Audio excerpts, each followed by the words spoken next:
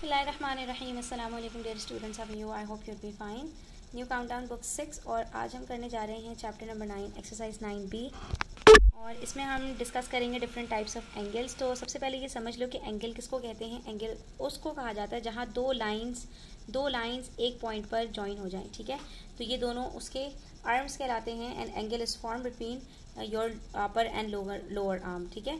तो जैसे आपका जो हाथ है आप उसको डिफरेंट एंगल्स के अंदर घुमा सकते हो, ठीक है। तो ये क्या है कि जब दो लाइंस किसी एक पॉइंट पर मीट होती हैं तो वहाँ पर एंगल फॉर्म होता है। इसकी आपको एक और एग्जांपल मिलेगी जो आपका मिनट हैंड और आवर हैंड होता है क्लॉक के अंदर, तो उन दोनों के बीच में भी आपके पास डिफरेंट एंगल्स फॉर्म हो रहे होते हैं, ठीक है।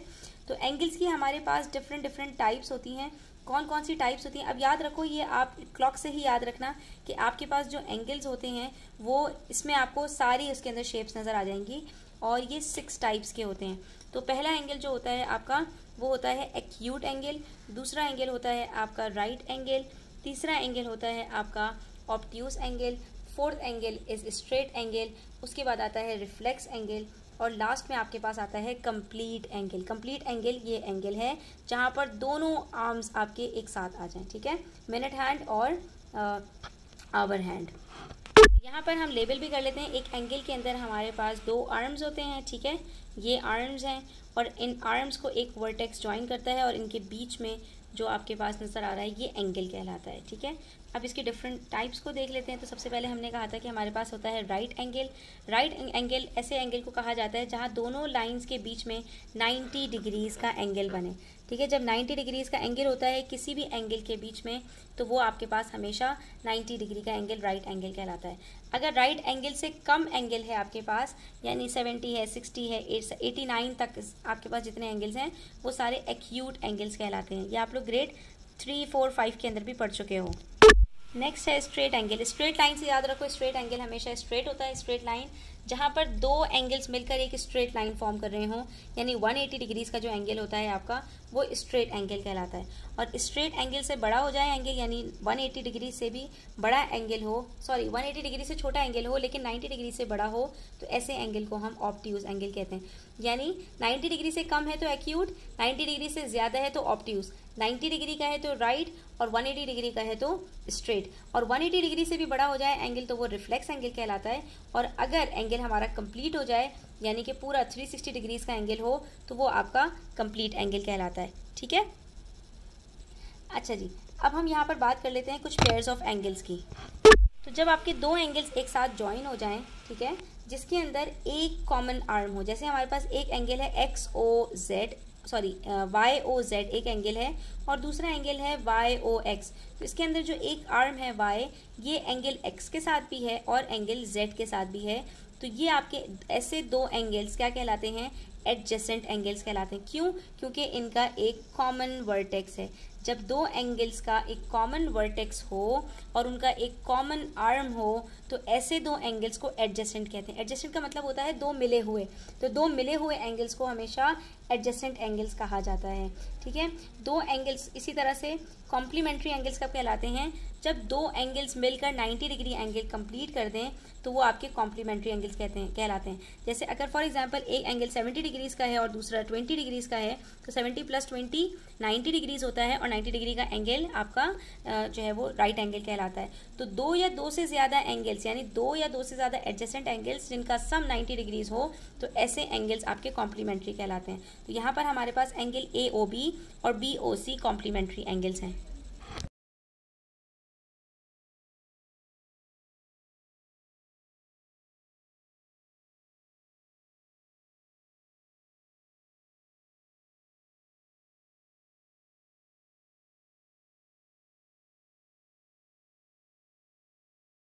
डिग्रीज हो, सप्लीमेंट्री एंगल जिसका सम 180 डिग्रीज हो, तो ये आपके सारे पेयर्स ऑफ एंगल्स होते हैं, ठीक है। और उसके बाद फिर लीनियर पेयर क्या होता है? लीनियर पेयर कहते हैं कि अगर आपके पास दो एंगल्स ऐसे फॉर्म हो कि वो सप्लीमेंट्री भी हों और एडजेसेंट भी हों तो उसको लीनियर पेयर कहते हैं। उसके बाद बच्चों अगर आपको याद हो ग्रेड 5 में हमने वर्टिकली ऑपोजिट एंगल्स भी पढ़ा था। जब दो स्ट्रेट लाइंस किसी एक पॉइंट पर मीट हो, यानी क्रॉस बना लें, ठीक है, दो स्ट्रेट लाइंस हैं एक पॉइंट पर जब मीट होती हैं तो जो एंगल्स ऑपोजिट फॉर्म होते हैं वो हमेशा वर्टिकली ऑपोजिट होते हैं और हमेशा इक्वल होते हैं, ठीक है। तो हमारे पास ये जो एंगल COB है और AOD है ये वर्टिकली ऑपोजिट एंगल्स हैं, इसलिए ये हमेशा इक्वल होंगे। इसी तरह से COA और BOD इक्वल एंगल्स हैं, तो ये भी वर्टिकली ऑपोजिट एंगल्स कहलाते हैं। चलिए जी, अब हम एक्सरसाइज 9B कर लेते हैं, जो हमारे पास इन्हीं सारे एंगल्स से रिलेटेड है। तो सबसे पहला क्वेश्चन है आपका, classify the angles whose sizes are given below. तो पहला 30 डिग्री एंगल्स है, ये आपका एक्यूट एंगल है। 1 डिग्री ये आपका एक्यूट एंगल है। 90 डिग्री का एंगल राइट एंगल है। 120 डिग्रीज का एंगल ये आपका 90 डिग्री और 180 डिग्री के बीच में है, तो ये आपका ऑब्ट्यूज एंगल है, ठीक है। 180 डिग्री स्ट्रेट एंगल है। 270 डिग्री आपका 180 से ग्रेटर है, तो ये आपका क्या है, आपका ये रिफ्लेक्स एंगल है, ठीक है। 89 डिग्रीज 90 से छोटा है, एक्यूट है। तो 1 से लेकर 89 तक सारे एक्यूट एंगल्स होते हैं। 360 डिग्री आपका कंप्लीट एंगल है। 210 180 से ग्रेटर है, तो ये भी रिफ्लेक्स है। और 300 भी 180 से ग्रेटर है, तो ये भी रिफ्लेक्स है, ठीक है। अच्छा जी, उसके बाद calculate how many degrees there are in 4 right angles. 4 right angles हैं, तो 4 मल्टीप्लाई बाय 90 कर देंगे, तो आपके पास क्या हो जाएगा, 360 डिग्रीज। 4 राइट एंगल्स का मतलब क्या है, राइट एंगल के अंदर 90 होता है ना, तो 4 मल्टीप्लाई बाय 90 करो, क्या आंसर आता है, 360, ठीक है। उसके बाद 2.5 राइट एंगल्स। 2.5 का मतलब 2.5, तो 2.5 को आप मल्टीप्लाई कर दें, तो आपका ये बनेगा 90 + 90 + 30, ठीक है। 2 राइट एंगल्स 90 90 180 के हो गए, और half of the angle is equals to 30 degrees. तो 90 + 90 180, 180 + 30 इज इक्वल्स टू 210, ठीक है। तो 2.5 को अगर आप 90 से मल्टीप्लाई करोगे तभी आपके पास यही आंसर आएगा 210, और 2.5 से मल्टीप्लाई करोगे तो 2 को अलग मल्टीप्लाई कर लो और हाफ को अलग मल्टीप्लाई कर लो, तभी आपके पास यही आंसर आएगा 2/3 राइट एंगल्स। अब 2/3 को कैसे मल्टीप्लाई करेंगे, तो फ्रैक्शंस को हमने मल्टीप्लाई करना सीख लिया है, तो 2/3 को हम 90 से मल्टीप्लाई कर लेते हैं। 3 1 3, 3 3 9, 3 30 और 32 60, तो हमारे पास 2/3 ऑफ राइट एंगल कितना होगा, 60 डिग्रीज, ठीक है। 2/3 यानी कि एक राइट एंगल के 3 पार्ट्स करें और उसमें से एक पार्ट हमारा कितना बनेगा, तो ये हमारे पास आंसर आ गया। उसके बाद half of the right angle, तो 90 का हाफ कितना होता है, half multiply by 90 is equals to 45 degrees, ठीक है। 1.5 राइट एंगल, तो 90 + 45, तो अब यहाँ पर आप हाफ और 1 एंगल को मिला दो अगर, तो 90 + 45 कितना होता है, 135 आपके पास आंसर आएगा, ठीक है। अच्छा, उसके बाद आपके पास क्वेश्चन नंबर 3 में कह रहे हैं, classify the angle between the hands of a clock at 3 PM। 3 PM के ऊपर आपके पास इस तरह का एंगल बनता है, तो ये कौन सा एंगल होता है, एग्जैक्टली राइट एंगल होता है, ठीक है। 6 PM के ऊपर आपके पास कौन सा एंगल बनता है, इस तरह से बनता है, तो ये कौन सा एंगल है, ये आपके पास स्ट्रेट एंगल है, ठीक है। 9 PM के ऊपर आपके पास अगेन एक राइट एंगल बनता है, ठीक है।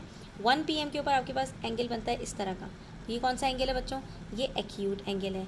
9:30 के ऊपर आपके पास कौन सा एंगल बनता है बच्चों, तो ये भी आपके पास इस तरह का एंगल होता है, ठीक है। और 9:30 पे हम कह सकते हैं कि ये आपका राइट एंगल तो है, लेकिन ज़्यादातर ये थोड़ा सा ऑब्ट्यूज एंगल होता है, क्योंकि 9:30 के ऊपर आपके पास जब 30 के ऊपर क्लॉक जब आपके पास मिनट हैंड होता है, तो आपका जो आवर हैंड होता है वो 9 और 10 के बीच में होता है, ठीक है। तो इसको हम ऑब्ट्यूज एंगल भी कह सकते हैं, क्योंकि 90 डिग्री से थोड़ा सा बड़ा होता है। अच्छा बच्चों, एक मिस्टेक किए यहाँ पर हमने, 2.5 को जब 90 से मल्टीप्लाई किया तो 210 आंसर नहीं आएगा, 30 नहीं होता, 90 का हाफ 45 होता है, इसका आंसर 225 आएगा, ठीक है। यहाँ पर करेक्शन कर लो। अच्छा, लेकिन इसको हम कंसिडर यही करेंगे कि ये राइट एंगल है, ठीक है। अच्छा जी, उसके बाद what is the size of the reflex angle between the hands of a clock at 3 PM। Reflex angle क्या होगा, जब 3 PM के ऊपर आपके पास जो आपके पास एक एक्यूट एंगल बन रहा है, तो दूसरा एंगल क्या होगा, दूसरा एंगल 3 PM के ऊपर ये वाले एंगल की बात कर रहे हैं, ये 180 डिग्री से बड़ा वाला जो एंगल होगा, ये इसका साइज कितना होगा। तो अगर एक एंगल 90 डिग्री का है, तो दूसरा हम कैसे फाइंड आउट कर सकते हैं, याद रखो एक कंप्लीट एंगल हमेशा 360 की डिग्रीज का होता है, तो रिफ्लेक्स एंगल कैलकुलेट करने के लिए आपको 360 में से 90 डिग्रीज को सब्ट्रैक्ट करना पड़ेगा, तो आपके पास क्या आंसर आएगा, 270 डिग्रीज, ठीक है। 3 PM के ऊपर यहाँ पर हमसे राइट एंगल नहीं पूछ रहे, रिफ्लेक्स एंगल पूछ रहे हैं। ये वाला राइट एंगल है, तो इसके पीछे कौन सा एंगल है, वो रिफ्लेक्स एंगल है, तो ये रिफ्लेक्स एंगल कितने का होगा, ये 360 - 270 होगा। 4 PM के ऊपर, 4 PM के ऊपर आपके पास इस तरह का होता है, तो एक एंगल अगर आपके पास ये 4 PM के ऊपर कितने का बन रहा है, ये 90 और 90 + 30 120 डिग्रीज का एंगल बनता है, तो इसके ऑपोजिट में आपके पास जो एंगल बनेगा, आपसे सारे रिफ्लेक्स एंगल पूछ रहे हैं, तो ये 360 - 120 ये कितने का एंगल बनेगा आपके पास, ये बनेगा आपके पास 240 का, because 240 + 120 is equal to 360। 5 PM के ऊपर आपके पास ये वाला जो एंगल है, ये कितने का बनता है, तो हर दो जो आवर्स हैं उनके बीच में जो आपके पास एक एंगल बनता है बच्चों, वो आपके पास बनता है 30 डिग्रीज का, ठीक है।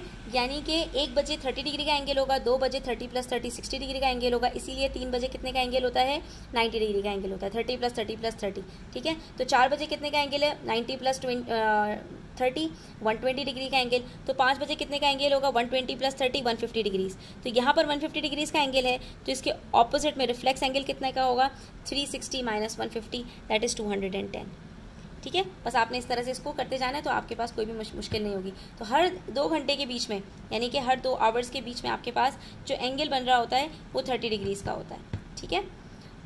अच्छा जी, उसके बाद फिर हमारे पास है if 2 lines make an angle of 2/5 right angle, calculate the reflex angle between them, ठीक है। 2 लाइन्स के बीच में अगर 2/5 राइट एंगल बन रहा है, यानी कि 2/5 ऑफ राइट एंगल होता कितना है, तो ये हमारे पास है 2/5 × 90 कर लेते हैं। पहले इसको कैलकुलेट तो करें कि 2/5 राइट एंगल होता कितना है।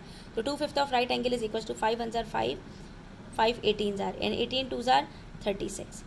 तो 2/5 ऑफ राइट एंगल 36 डिग्रीज होता है। तो अगर यहाँ पर आपसे कह रहे हैं कि आपके पास एक एंगल बन रहा है 36 डिग्रीज का, तो बताओ उसका रिफ्लेक्स एंगल कितना होगा। हम क्या करेंगे, 360 में से 36 को सब्ट्रैक्ट कर देंगे, और 36 को जब 360 में से सब्ट्रैक्ट करेंगे तो आंसर क्या आएगा, 324, ठीक है। तो इस तरह से आपके पास अब इस तरह के क्वेश्चंस आएंगे। उसके बाद कह रहे हैं write the sizes of the complements of following angles. Complement किसको कहते हैं, जब 2 एंगल्स का सम 90 डिग्रीज हो। तो कॉम्प्लीमेंट कैसे बनेगा, इसके अंदर मैं इतना प्लस कर दूँ कि 90 बन जाए, तो सीधा सीधा 90 में से माइनस कर दूँ ना, 90 - 70 कितना होता है, 20। तो 70 का 20 कॉम्प्लीमेंट होगा। 23 का क्या होगा, 90 - 23 कर दो, तो इसका आंसर क्या आएगा, 67, ठीक है। 59 का कॉम्प्लीमेंट क्या होगा, 59 में 1 प्लस करते हैं तो 60 होता है, तो ये हो जाएगा 31। 45 का क्या होगा, 45। 0 का क्या होगा, 90। 90 का क्या होगा, 0। 80 का क्या होगा, 10। 10.5 का क्या होगा, तो देखो 80 और 10 का मिलकर होता है 90 डिग्रीज। तो हम यहाँ पर क्या करेंगे, 79.5 कर देंगे, यानी 79.5 हो और उसके साथ 10.5 हो, तो ये दोनों मिलकर कितने बनेंगे, 90 डिग्रीज। कॉम्प्लीमेंट ही निकालना है ना, तो एक तरफ हाफ ज़्यादा है तो दूसरी तरफ हाफ कम हो जाएगा। 80 में से हाफ कम किया तो 79.5 हो गया। 30 का क्या होगा, 60, और हाफ का क्या होगा, 89.5, यानी 90 में से सिर्फ हाफ कम कर दूँ तो क्या बचता है, 89.5। और इसी तरह से एंगल्स का अगर सप्लीमेंट कैलकुलेट करना है तब क्या करेंगे बच्चों, सप्लीमेंट कैसे बनता है, 180 का सम बनाकर, ठीक है। तो हमने क्या करना है कि हमने 180 में से माइनस कर देना है। तो 90 + 90 180 होता है, 80 + 100 180 होता है, 0 + 180 180 होता है, 180 + 0 180 होता है। 162 में क्या प्लस करूँ, 18, ठीक है। 85 में क्या प्लस करूँ, 95, ठीक है। 85 में से 5 निकाला और 95 में 5 प्लस किया तो 180 हो गया ना। 80.5 में क्या करें, तो ये हो जाएगा आपका 99.5, ठीक है। 99.5 के अंदर जब आप प्लस करेंगे 80.5 तो आपके पास अल्टीमेटली आंसर आ जाएगा 180, और 100 के अंदर क्या प्लस करें, 80, ठीक है। अच्छा जी, उसके बाद कह रहे हैं name each pair of adjacent angles in the following figures. अब यहाँ पर ये एडजेसेंट एंगल्स आपके क्या कहलाएंगे, तो ये आपके पास है COA और AOB, तो इन दोनों का आपने नाम लिखना है। तो सिंपल है बच्चों, यहाँ पर हमारे पास 2 एंगल्स बन रहे हैं, एक COA है, ठीक है, और दूसरा AOB, ये दोनों क्या हैं, एडजेसेंट हैं। यहाँ पर बन रहे हैं 1 2 3 4 एंगल्स बन रहे हैं, तो इसके अंदर यहाँ पर हमारे पास बहुत सारे पेयर्स बनेंगे। तो इन सारे पेयर्स के हमने अगर नाम लिखने हैं तो इन सब के नाम हम अलग अलग लिखेंगे कि कौन कौन से 2 एंगल्स हमारे पास एडजेसेंट हैं, ठीक है। कैसे लिखेंगे, तो ये मेरे साथ साथ देखते जाओ। सबसे पहले हमारे पास है POS और SQR, ये दोनों एडजेसेंट हैं। फिर SQR और RQT, ये दोनों एडजेसेंट हैं। फिर RQT और TQP, ये दोनों एडजेसेंट हैं, ठीक है। फिर TQP और PQS, ये एडजेसेंट हैं। तो हमारे पास 4 पेयर्स ऑफ एडजेसेंट एंगल्स बन रहे हैं। बिल्कुल इसी तरह से यहाँ पर देखो, यहाँ पर भी 4 पेयर्स बनेंगे नंबर 3 में। पहले AOD और DOB, फिर DOB और BOC, जो मिले हुए एंगल्स होते हैं जिनका एक कॉमन आर्म होता है, उसको एक कॉमन वर्टेक्स होता है, उसको हम एडजेसेंट एंगल्स कहते हैं। इसी तरह से BOC और COA, ये भी एडजेसेंट हैं, और COA और AOD, ये भी एडजेसेंट हैं, ठीक है। अच्छा जी, उसके बाद फिर हमसे कह रहे हैं क्वेश्चन नंबर 9 में, इन the figure below A = 50 degrees. अब सबसे पहले तो आप ये देख लो बच्चों की, ये दो स्ट्रेट लाइंस हैं, एक पॉइंट पर मीट हो रहे हैं, तो ये आपके पास वर्टिकली ऑपोजिट एंगल्स फॉर्म हो रहे हैं। वर्टिकली ऑपोजिट एंगल्स के अंदर ए और सी का साइज बराबर होगा, बी और डी का साइज बराबर होगा। कोई एक एंगल भी पता चल जाए तो बाकी सारे एंगल्स हम खुद ब खुद पता लगा लेंगे, क्योंकि देखो यहाँ पर हमारे पास एक एंगल जो है वो जो भी होगा उसका दूसरा एंगल एडजेसेंट एंगल उसका सप्लीमेंट्री होगा, यानी दो एंगल्स मिलकर 180 डिग्रीज बनेंगे और ऑपोजिट एंगल्स बराबर होंगे। ठीक है, इस तरह के बहुत सारे क्वेश्चंस ग्रेड 5 में हम ऑलरेडी कर चुके हैं। तो in the figure below A is equal to 50, A अगर 50 है तो सी भी 50 होगा। ठीक है, और ए के साथ डी भी एडजेसेंट है और बी भी एडजेसेंट है, और बी और डी आपस में जो है वो वर्टिकली ऑपोजिट भी है। तो ये अगर 50 है तो ये कितना होगा, स्ट्रेट लाइन के ऊपर देख लो, 180 माइनस 50 इज इक्वल टू 130। ठीक है, 130 प्लस 150, अब ये 130 है तो ये भी 130 होगा। तो इसके साथ भी स्ट्रेट लाइन है, तो इसलिए इन दोनों का सम भी 180 होगा और इन दोनों का सम भी 180 होगा, इन दोनों का सम भी 180 होगा और इन दोनों का सम भी 180 होगा। वर्टिकली ऑपोजिट एंगल्स के अंदर होता ही यही है, एक एंगल पता चल जाए बाकी सारे एंगल्स पता लगाना आपके लिए कुछ भी मुश्किल नहीं रहता। उसके बाद क्वेश्चन नंबर 10 देखिए, क्वेश्चन नंबर 10 भी बहुत मजे का है। Find the values of X and Y in the given figure. ये हमारे पास एक स्ट्रेट लाइन है, ठीक है, यहाँ पर एक एंगल बन रहा है, ये एक एंगल बन रहा है, ये एक एंगल बन रहा है। ठीक है, अच्छा अब देखो यहाँ पर आपको ये बताया हुआ है कि ये पूरा का पूरा जो एंगल है ये 120 डिग्रीज का है, और दो ये वाला एंगल हमें नज़र आ रहा है कि ये क्या होगा, ये यहाँ से लेके यहाँ तक का अगर 90 डिग्रीज है और ये पूरा एंगल y और 90 डिग्रीज मिलकर 120 है, तो y कितना होगा, y सीधा सीधा 120 माइनस 90 होगा, यानी ये वाला जो पार्ट है हमारे पास ये कितना होगा, सिर्फ ये वाला 30 होगा। ठीक है, 30 और 90 मिलकर 120 बनते हैं। देखिए इन्होंने लाइन पूरी बनाई हुई है, यहाँ से लेके यहाँ तक पूरा एंगल 120 का है, तो इसके अंदर हमें ये नज़र आ रहा है कि ये अगर 90 डिग्री का एंगल है तो ये बाकी जो बच रहा है ये कितना होगा, 30। ये ऊपर वाला एंगल है ये भी कितना होगा, ये भी 90 होगा। तो बाकी अब हमारे पास बचा क्या, सिर्फ एंगल x बचा। तो एंगल x कितना होगा, ये देख सकते हो स्ट्रेट लाइन है, स्ट्रेट लाइन के अंदर अगर दो एंगल्स पता चल गए, एक 35 का है और दूसरा 30 का है, तो हम क्या करेंगे, इन दोनों को प्लस करेंगे, आंसर आएगा 65। और हमें पता है कि एक स्ट्रेट एंगल के ऊपर जो सम ऑफ एंगल्स होता है वो 180 होता है, तो हम 180 में से 65 को माइनस कर देंगे। जब ये माइनस करेंगे तो आंसर आ जाएगा 115 डिग्रीज। तो एंगल x हमारे पास कितना है 115, और एंगल y हमारे पास कितना है 30 डिग्रीज। एंगल y हमने कैसे फाइंड आउट किया, 120 में से 90 को माइनस करके, और एंगल x हमने कैसे फाइंड आउट किया, 35 प्लस 30 को 180 में से माइनस करके। अब देखिए क्वेश्चन नंबर 11 में कह रहे हैं find the values of A B C and D in the given figure. अब ये एक स्ट्रेट लाइन है, ये एक स्ट्रेट लाइन है, ये एक स्ट्रेट लाइन है और बहुत सारे एंगल्स फॉर्म हो रहे हैं। तो बच्चों यहाँ पर ना ऐसे क्वेश्चन को करने के लिए आप सबसे पहले थोड़ा सा यहाँ पर अपनी कुछ लाइन्स बना लिया करो। ठीक है, अपनी लाइन्स बनाने से मतलब ये है कि कौन से एंगल्स वर्टिकली ऑपोजिट फॉर्म होंगे। तो हमने क्या किया, ये वाली जो लाइन है और ये वाली जो लाइन है, ठीक है, हमने इन दोनों को कंसिडर करना है। क्यों, इसकी वजह ये है कि हमारे पास यहाँ पर जो एंगल्स फॉर्म होंगे ये वाली और ये वाली लाइन के बीच में, तो ये जो एंगल डी है और ये जो एंगल बी है ये क्या है, आपस में वर्टिकली ऑपोजिट है, यानी बी और डी बराबर होंगे। इनमें से कोई एक एंगल अगर पता लगा लिया तो बाकी एंगल खुद ब खुद पता चल जाएंगे। उसके बाद अगर आप गौर से देखो, ये आपके पास एक स्ट्रेट लाइन है। ठीक है, जब ये एक स्ट्रेट लाइन है तो यहाँ पर आपको 20, 30 और डी तीन एंगल्स मिलकर 180 डिग्रीज बनेंगे। ठीक है, तो हमने क्या करना है, डी फाइंड आउट करने के लिए 20 प्लस 30 करें और 180 में से माइनस कर दें। तो 180 में से हम 50 माइनस करें तो क्या आंसर आता है, 130।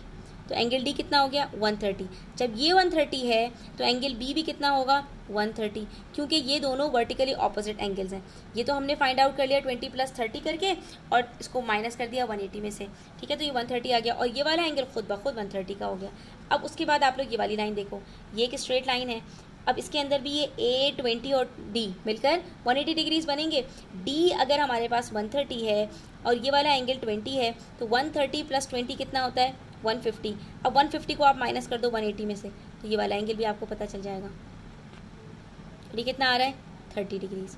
ए आपके पास हो गया 30 डिग्रीज। ठीक है, अब इस तरफ आ जाओ, इस तरफ आओ, तो ये भी एक स्ट्रेट लाइन है। डी आपको पता है 130, ये 30, तो 30 प्लस 130 कितना होता है, 160। तो एंगल सी कितना होगा, 180 माइनस 160 कितना आ गया, 20 डिग्रीज। अब आप जिस तरफ से भी देखोगे आपके पास सब तरफ से प्रूफ हो रहा होगा। एंगल डी 130, 130 प्लस 30 प्लस 20 कितना होता है, 180। 30 plus 130 160, 160 plus 20 is equal to 180। दोनों 180 और 180 मिलकर 360 डिग्रीज। इसका मतलब है हमारे सारे एंगल्स बिल्कुल ठीक हैं। ठीक है, उसके बाद देखिए क्वेश्चन नंबर 12। क्वेश्चन नंबर 12 में कह रहे हैं calculate the sizes of angle 1, angle 2, angle 3, angle 4, angle 5 in the given figure. अब क्या करें बच्चों, कैसे फाइंड आउट करें? तो यहाँ पर आप गौर से देखो बच्चों कि आपके पास ये एक स्ट्रेट लाइन है और ये एक स्ट्रेट लाइन है। इन चारों में से अगर एक एंगल भी पता चलेगा तो बाकी सारे एंगल खुद ब खुद पता चल जाएंगे। 70 के ऑपोजिट में एंगल 2 है, ये भी 70 होगा, ठीक है। और ये दोनों आपस में ऑपोजिट हैं और ये एडजेसेंट है, ठीक है। तो 70 का एडजेसेंट 1 है और 70 का एडजेसेंट 3 है, तो जो एंगल 1 होगा वही एंगल 3 होगा। तो अगर एंगल 1 हमारे पास हम फाइंड आउट करना है तो हमने स्ट्रेट लाइन देखी, ये दोनों सप्लीमेंट्री एंगल्स बन रहे हैं, इसको हम 180 में से माइनस कर दें तो आंसर आ जाएगा 110। तो ये एंगल 1 110 हुआ तो ये एंगल 3 भी 110 हो जाएगा, ठीक है। और इसी तरह से इसको भी सॉल्व कर लेते हैं। ये 55 है, इसके ऑपोजिट में एंगल 5, ये भी 55 होगा और फिर इसका जो एडजेसेंट है ये 180 माइनस 55 हो जाएगा यानी 125। जब ये 125 होगा तो ये भी 125 हो जाएगा, ठीक है। कितना सिंपल है। अच्छा, उसके बाद आ जाओ क्वेश्चन नंबर 13 पर। क्वेश्चन नंबर 13 में भी आपके पास यही हो रहा है। क्वेश्चन नंबर 13 में भी आपके पास एक ट्रायंगल है, उसके तीनों एजेस के ऊपर आपके वर्टिकली ऑपोजिट एंगल्स बन रहे हैं। तो आपको सबसे पहले तो ट्रायंगल के इन साइड में जो है वो एंगल उसको फाइंड आउट कर लो, उसके बाद इसको सॉल्व कर लो, ठीक है। ये 60 है तो ये भी 60, ये 70 है तो ये भी 70, ये 60 है तो ये 180 माइनस 60 120, ये भी 120, ठीक है। ये 70 है तो ये क्या होगा 110, ये भी 110, क्योंकि 110 और 70 मिलकर 180 होता है, ठीक है। और ये स्ट्रेट लाइन के ऊपर सम ऑफ एंगल्स हमेशा सप्लीमेंट्री होता है यानी 180 डिग्रीज का सम होता है। यहाँ पर ये 50 है तो ये भी 50 होगा और ये क्या हो जाएगा 180 माइनस 50 दैट इज़ 130, तो ये भी 130। कितने मज़े का क्वेश्चन है। और अब आप प्रूव कर लो, यहाँ पर देखो कि ये जो ट्राइंगल के इंटीरियर एंगल्स का सम होता है वो भी 180 होता है, तो 50 प्लस 60 प्लस 70 180 बन रहा है। ये भी प्रूफ हो रही है बात कि बिल्कुल सही है। तो आज के लिए इतना ही, इंशाल्लाह मिलते हैं नेक्स्ट वीडियो के अंदर मज़ीद क्वेश्चन के साथ। तब तक अपना ख्याल रखें, चैनल पर नए हैं तो सब्सक्राइब करते रहें, वीडियो अच्छी लगी हो तो लाइक करें, अपने फ्रेंड्स के साथ ज़रूर शेयर करें। टेक केयर, अल्लाह हाफ़िज़।